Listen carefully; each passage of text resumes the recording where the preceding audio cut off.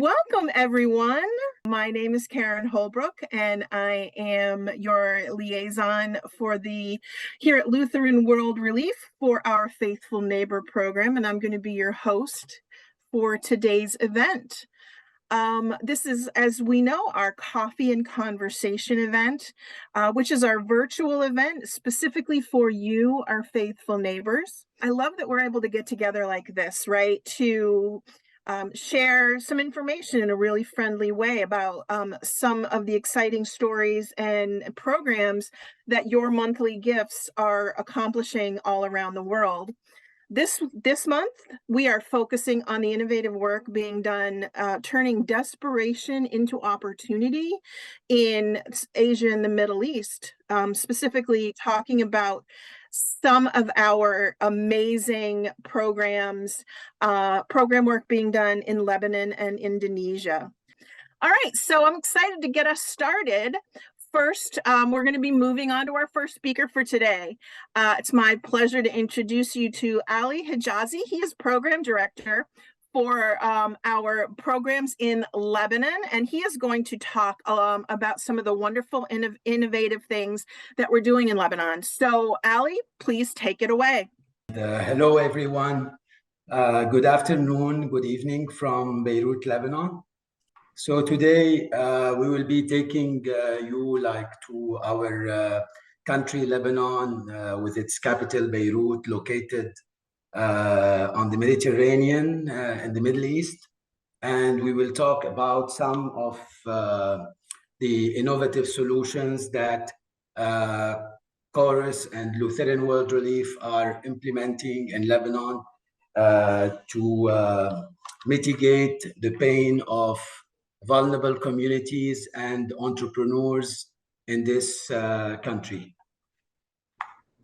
So first of all, Lebanon has been facing several crises since 2019, a very dire economic and financial crisis that erupted in revolution in the country. This country that is sandwiched in a geopolitical perplexity. And beside the economic crisis, we had also a monetary crisis, a devaluation for the currency, a fiscal governance, in addition to the international pandemic crisis and the Beirut blast explosion of August 2020. So we had really years that were very challenging, a situation over the past few years, which was aggravating the situation and really putting a lot of pain, especially on our targeted population.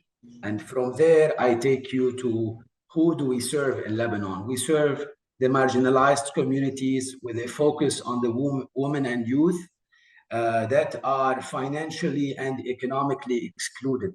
They were already excluded financially and economically prior to the crisis. They are entrepreneurs, but with limited access to, let me say, cushion funds to mitigate their pain through this complexity. So we are there to help them survive and mitigate their pain and let them go through the crisis. So they are mainly entrepreneurs, micro businesses, and small enterprises that constitute the majority of the private sector in Lebanon, maybe at around 90%. And as you know, they are major drivers and accelerators of economic growth. Our programs participants, the majority of them, if they don't work every day, they cannot put bread on the table of their families. So this is why the sustainability and viability of their micro businesses is very critical for the well-being of their families, their kids, and their beloved ones. We work, as you can tell, with they are the entrepreneurs at the bottom of the pyramid. and we try to give them access to opportunities. How we give them access to opportunities?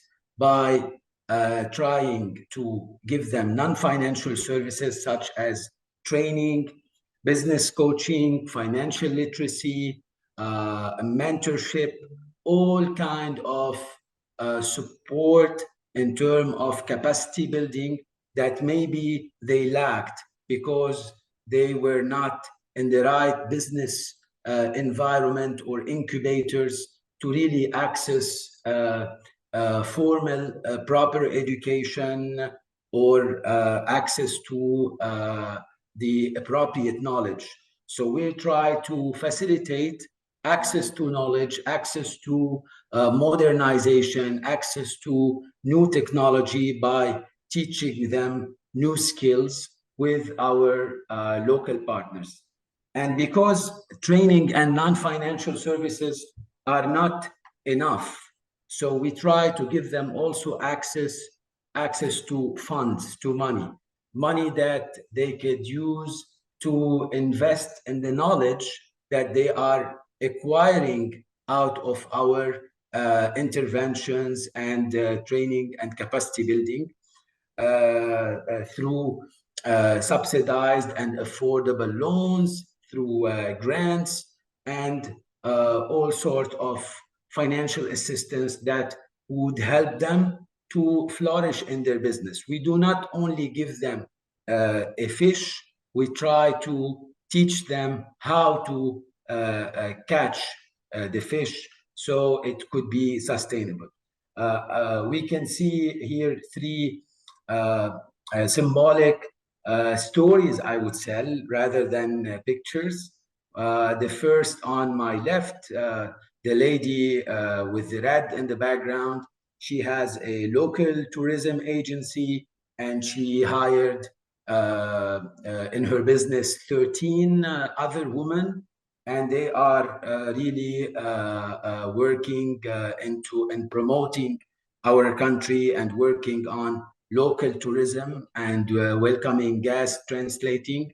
This woman, she received the training, business coaching, and also funds to get some of the assets for her business, including a tuk-tuk that she bought and like some technology that she adopted in her business.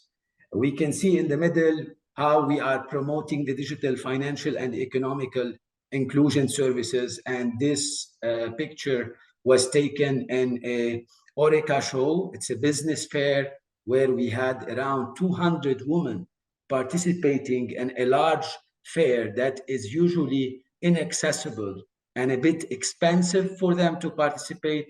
We unlock those opportunities and give them access to market their products and participate in this show. And to my right, you can see graduates, yes, graduates at university participating in their graduation ceremony and a well-reputable University of Lebanon, Lebanese American University. They had the opportunity not only to get more knowledge, but also to kind of feel this achievement, graduate again before their kids, before their communities, to contribute for a better business.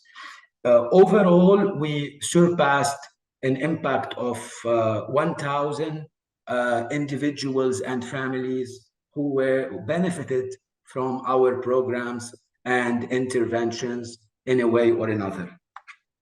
And this is also here we have nearly 200 women participants in one of the graduation ceremony at the Lebanese American University.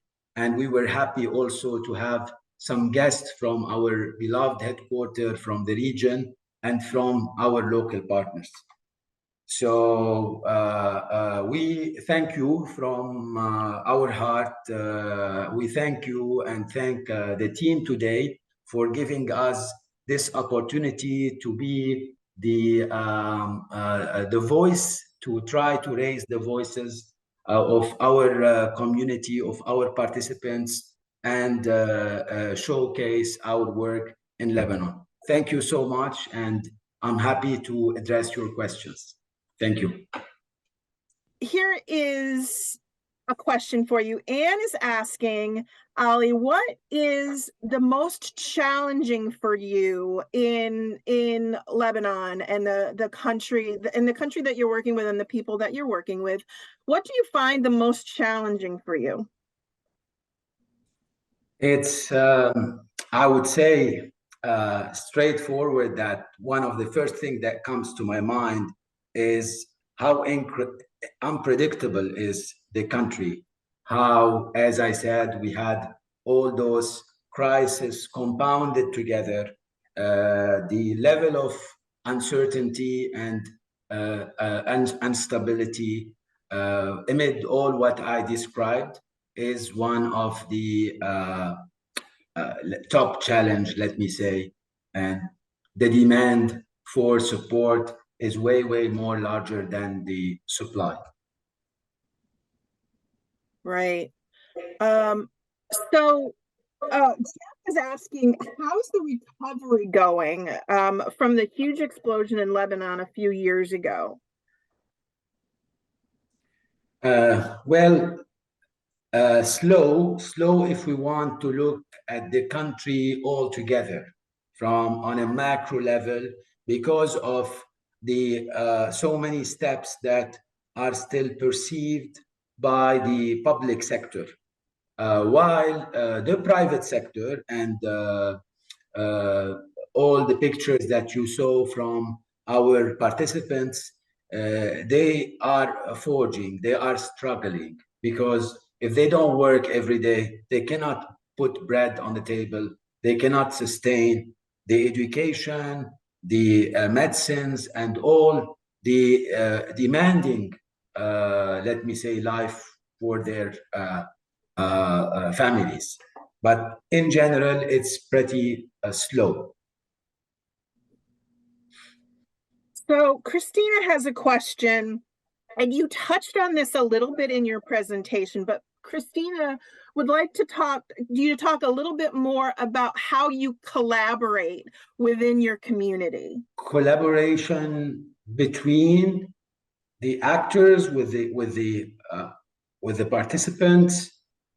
Yes. I mean, there are different levels of collaboration in terms of always the discussions, the meetings, the field visits we conduct, and we try to participate and keep bridges and dialogue with all the stakeholders, whether they are doing programs like us, whether they are donors, whether they are from the local communities.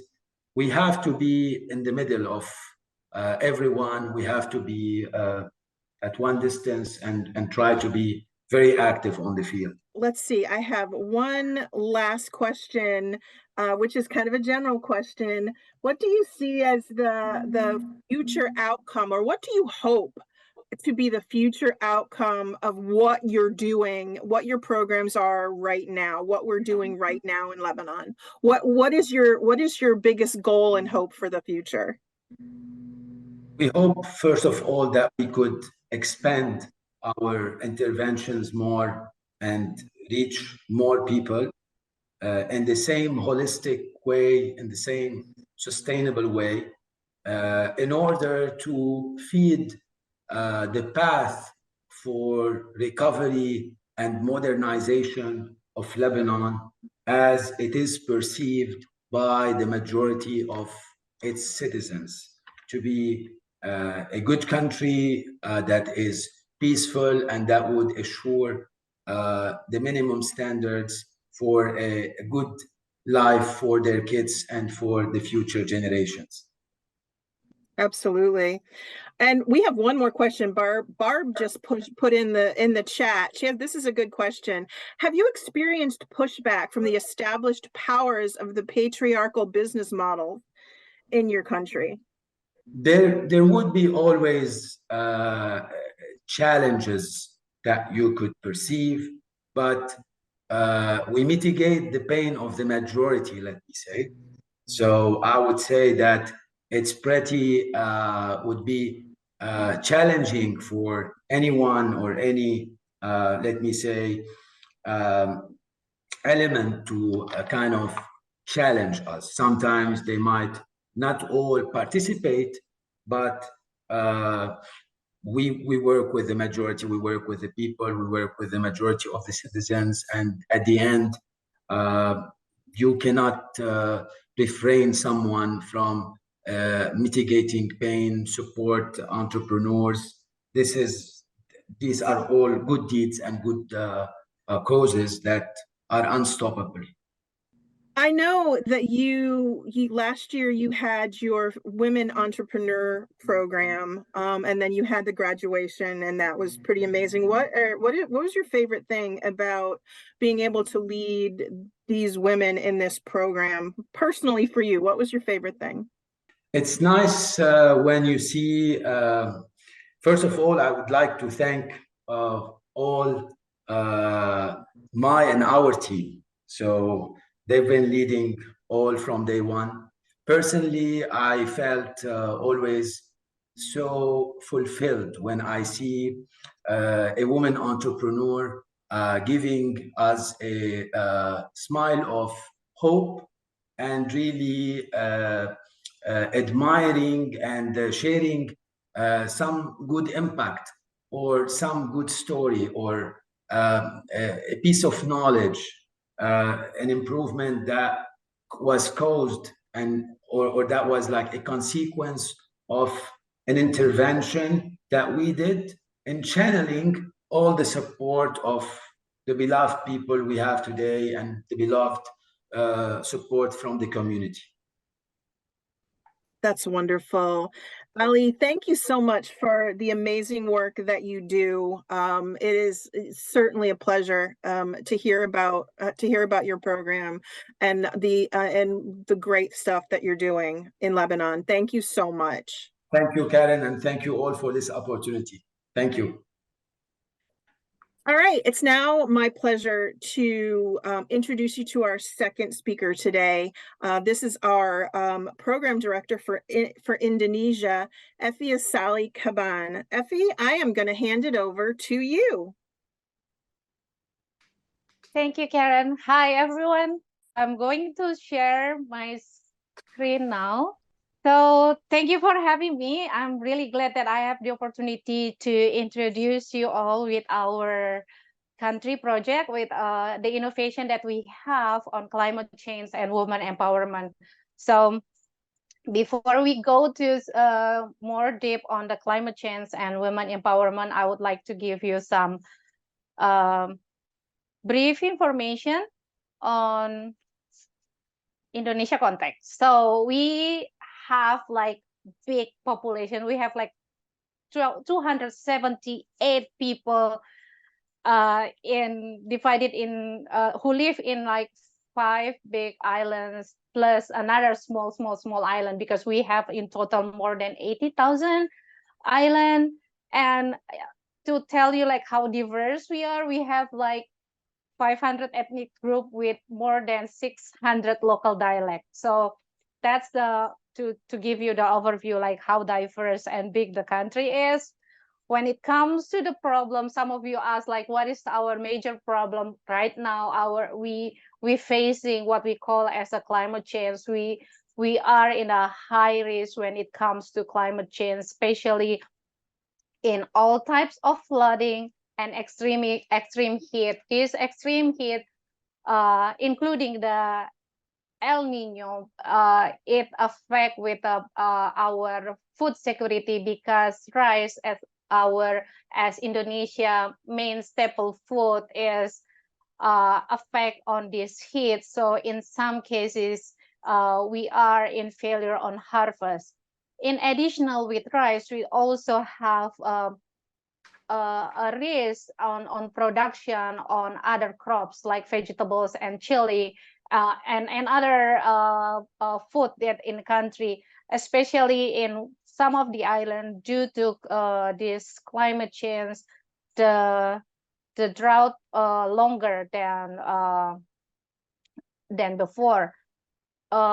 even before the climate change in our in east part of Indonesia, sometimes the rainy season is only like 2 months. Now it's even less than 2 months, or even they have like a very long rain, so then it comes to the flood. So we have like a various risks when it comes on the climate change. What we do now in facing this challenge, we try to adapt as well as to mitigate on this climate change. The picture you can see here is some of our forests who already deforested because farmers tend to expand their land because of the low production. So they tend to expand their land to the protected forest. So that's one of the other problem that we have, that we are trying to overcome by giving them more awareness on the importance of the forest, and we work with them to do this reforestation, including in mangrove. So mangrove will help them to mitigate on the high tidal wave, as well as to produce to provide a good environment for the fish, so there will be a product an availability on fish in the coastal for the fishermen to have a sustainable livelihood on fishing. So that's what we do in overcome this climate problem. One is reforestation. We also try to adopt, to introduce with them how they should adapt, because the drought will be longer. So we introduce them in working with the university, introduce them with the seed which is more resistant on the drought. We also introduce them to how to use the water more efficiently using the available resources that they have in the location. In additional with that, we also try to dig more on the local wisdom. So due to the high heat, the community who live in savanna, there are the high risk on savanna burning, which that can damage their farms, their crops.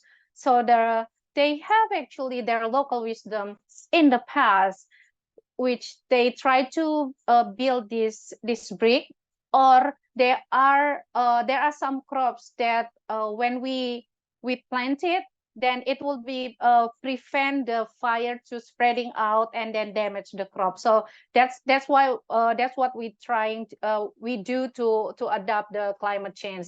And also in terms of the climate change adaptation, we're trying to introduce this clean energy in the location where there are a lot of cow or buffalo or cattle. Then we working with them to construct this biogas, so they can have the clean energy for their cooking, so they don't need to buy this gas that provided by the government, but they will have their own gas from their own cow dung, I mean. And then they will after they use this clean energy, the cow dung that we take from this biogas reactor, then they can use that for their farming as an organic fertilizer. Because one of the challenges in farming is the high input, especially the chemical fertilizer. Not only it's very expensive, but also sometimes it's not available in a market. So having this alternative organic fertilizer will help them to continue farming, and it will be more sustainable because it will sustain the land their farm. So that's what we do in adopting and introducing this clean energy and sustainable farming. We also believe that women empowerment is part of this whole solution when we are talking about climate mitigation and climate change mitigation and climate change adaptation. Because if we put the women into equation on this climate mitigation and adaptation, then it will help us have 100% of the effort to mitigate and to adapt on this climate. So that is why we are training women, so they not on the good agriculture practices, on how they can provide organic fertilizer, how they apply it, and how they can work. We also train them on this supply chain and business, as well as bookkeeping. But we also try to improve or expand the opportunity for the community and the women, not only to have the diversification for their income. So not only for farming, but also how they can working on the waste management, both organic or unorganic. When it's come to waste management for the organic, then it means they produce the organic fertilizer. But for inorganic, we are talking about all these ways where they can resell it to the factory, who can recycle the waste, or they can recycle at the village level as a souvenir or something to added values, so they can generate income from that. In additional to that, we believe for women to be not on in the meeting, women should be participate. So not only present or attend the meeting, but they need to be able to communicate what they need, to communicate what their opinion. So that we train them so they have their confidence and know how to communicate, especially during the annual budget planning in the village level as well as in the regency level. So that's some of the thing that we are trying to empower women in Indonesia. I believe some of you have some question regarding the farming. So we're going to present a video on how they overcome the farming challenge.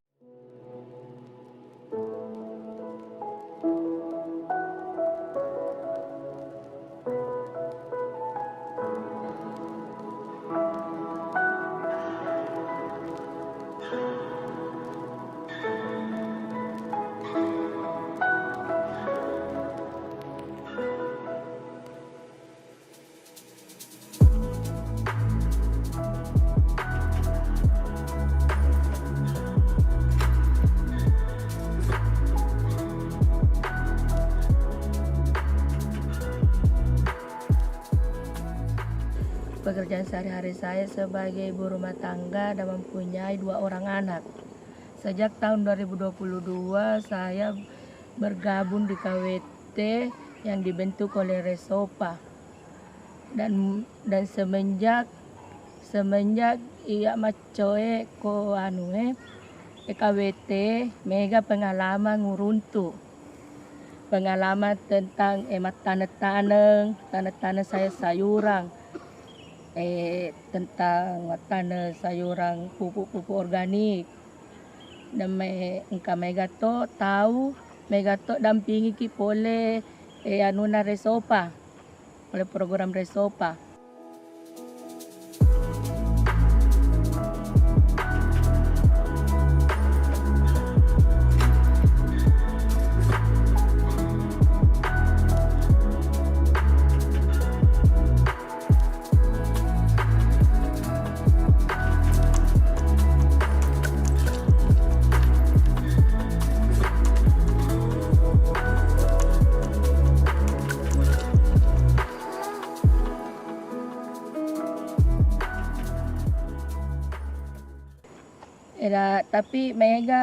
Tapi ya fokus Kak ko tanangan ladangede.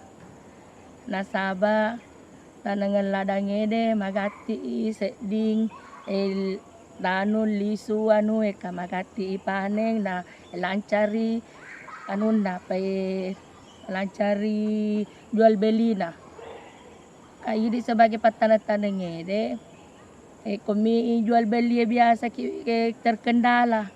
Tapi ya cari tanang karena kalau malah ya nuta ladata biasa ya upanen 3 sampai 5 kilo per hari. Dan alhamdulillah sudah berapa kali panen ini, cabai sudah berapa kali panen.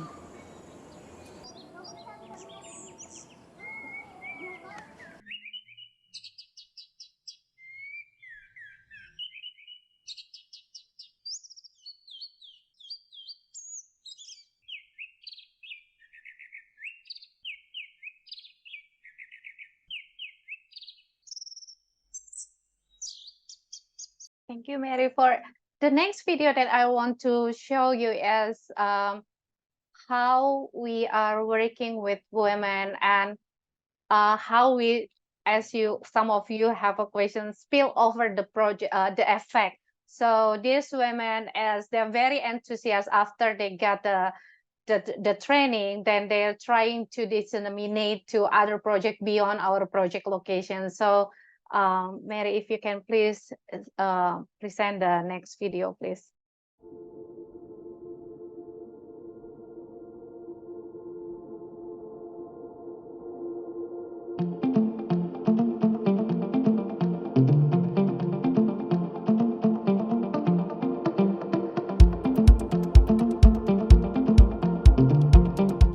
Gelarku di Branita Brutarigan. Umurku 42 tahun, aku tading di Desa Cinta Rakyat. Mulai bangun pagi, saya biasanya masak, menyuci, semua pekerjaan rumah lah ya. Setelah itu kalau nggak ada pekerjaan desa, ya ke ladang. Karena aku berprinsip kalau kita kerja di situ ya paling tidak kita berguna untuk masyarakat. Program C itu pemberdayaan untuk masyarakat, khususnya di bidang kesehatan. Sebagai istri kepala desa, aku mau ikut buat bagian di bidang pemberdayaan, bank sampah misalnya.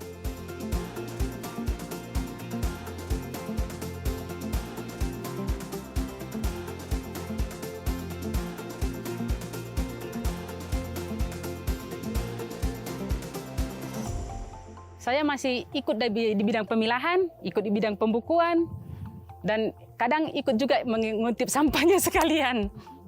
Promkes ikut juga, Promkes juga ikut. Saya terlibat di bank sampah ini, saya merasa senang juga. Bangga juga bisa terjun ya kan. Masuk juga kita ikut menjaga kelestarian lingkungan kita. Bisa juga kita jadi percontohan untuk orang lain. Itulah yang terutama yang bikin saya senang. Biar masyarakat lain di luar dari kampung ini pun bisa mengikuti kegiatan yang kita. Kalau untuk keluarga ya otomatis income-nya lebih banyak lah. Otomatis besar lah dampaknya ya.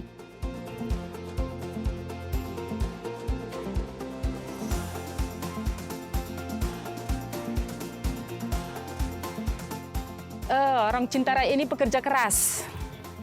Strongman semua.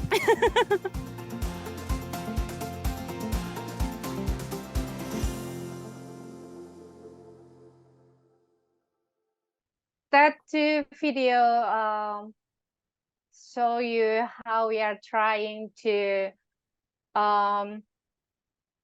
empower women and to make them participate more in the community. Moving forward, we believe that women empowerment cannot be done if we only working individually or exclusively with women, but it should be also with men. So we are trying to promote that men and women should work together so we can be more resilient and overcome all the challenges that we have for this climate change, as well as on other agriculture challenge in Indonesia. We also believe that working collaboratively, not only with community, but also with CSO, I mean the community based organization and private sector and the government will make this as a collaborative work, and it will make us more resilient, and it will make us more have strength and power to move forward. So that is why we always try to promote the collaboration, to promote working together with all the stakeholders in community. So as the picture on the right side is the organic fertilizer that we produce from the West Bank that we assisted. What we are trying to say that resiliency is also like having additional income or having the diversification on income will put us to be more resilient on the challenge.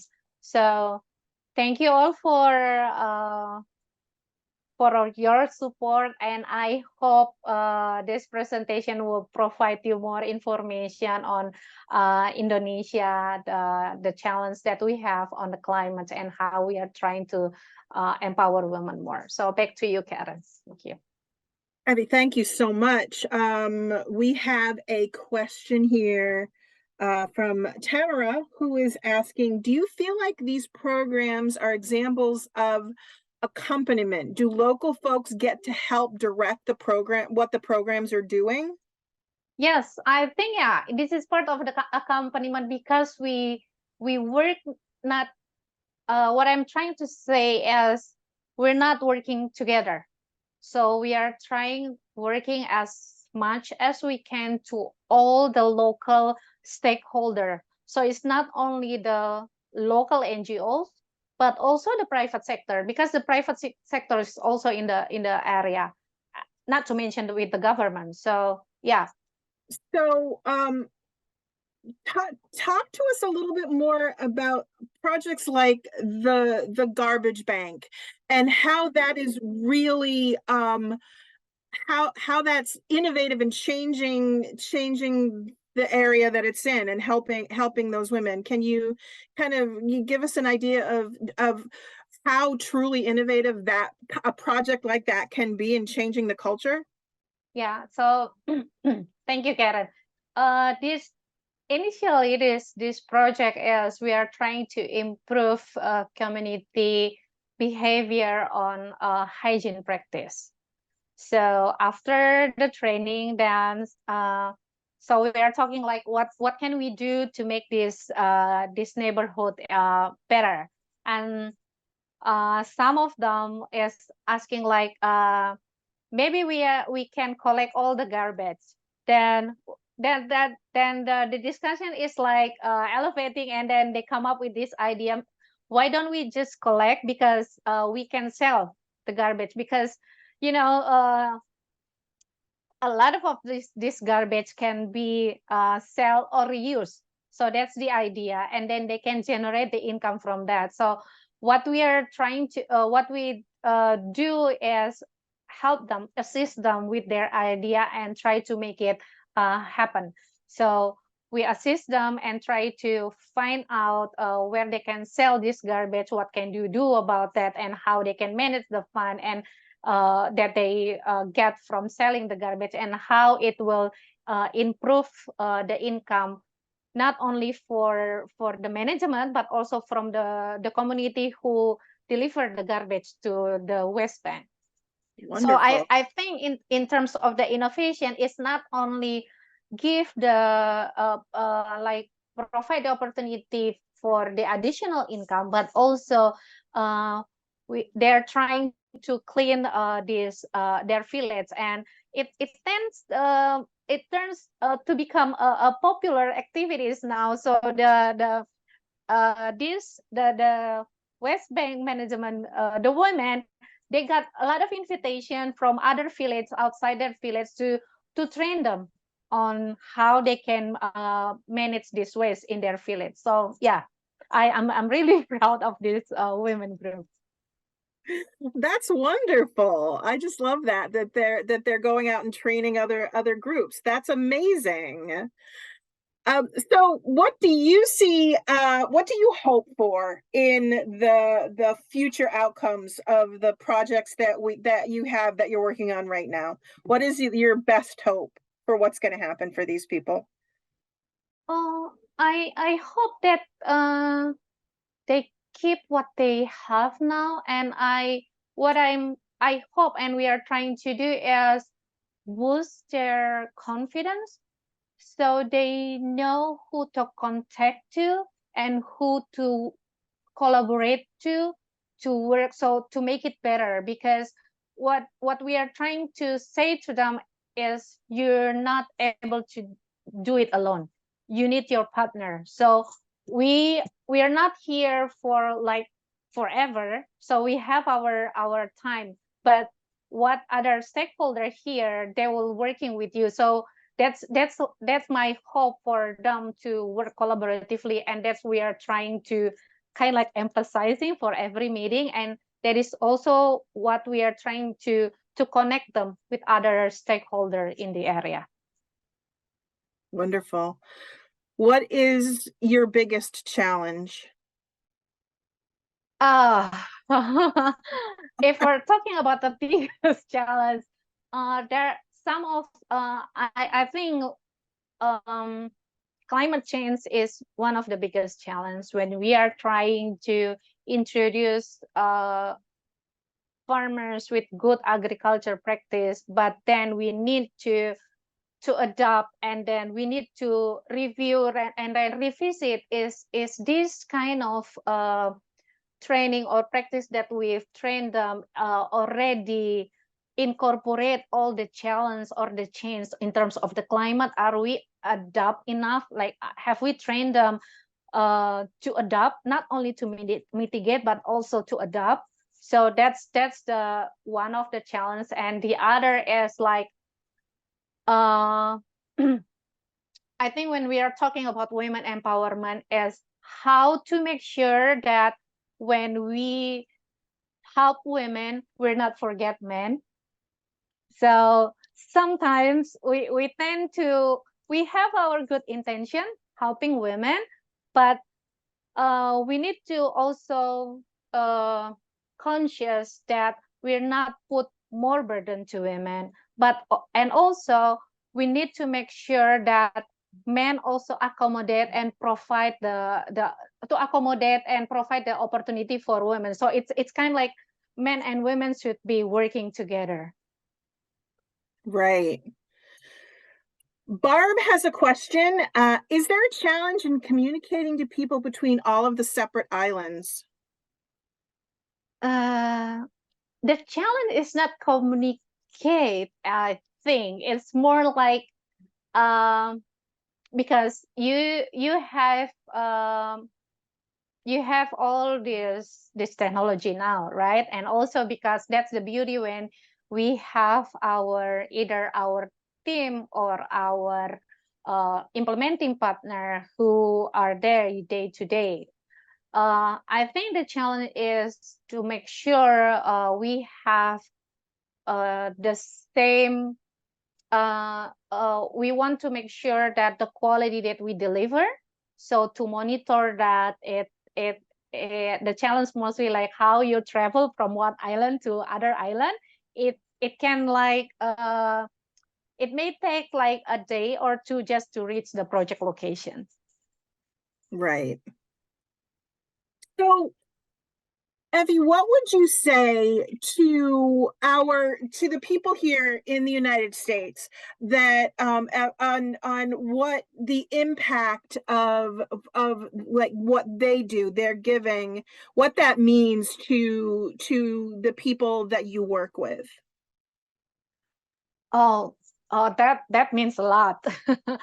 So I've been working with Lutheran World Relief for more than 12 years. So I see how the support from people in the United States, from either from the institutional donor or individual donor, it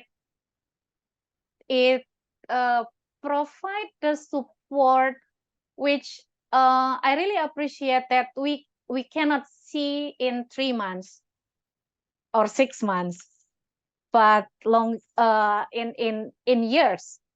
And it's so I've seen the difference from the first I joined Lutheran World Relief to now, how we how our assistant is getting better and better. And I believe it's because of the support that we get from you all. So it's in answer on that, Karen, it's super important, and I'm very proud that the support is not in very short term, but we can see the impact in longer time.